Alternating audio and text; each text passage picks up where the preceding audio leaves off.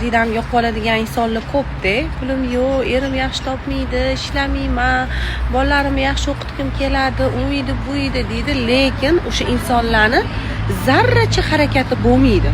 Hozirgi kunda yashash oson, ko'pchilik qiyin deydi, lekin aksincha yashash oson. Ijtimoiy tarmoq bor, hamma yoqda hunar borib o'rgansangiz bo'ladi. Riboy hunari boshdan tutib, o'zingizni rivojlantirib, izlanib ishlasangiz bo'ladi.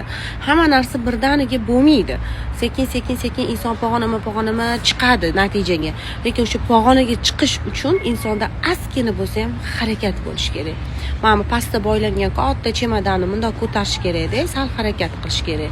U o'tiraversangiz, u chemodan ham katta bosib o'tiraverasiz, o'zi pastga tortaveradi. Sal uni yengillashtiring, harakat qiling. Shu uchun darsga yozilganlarni tabriklayman. Darsga yozilmaganlar o'zlarini tanlab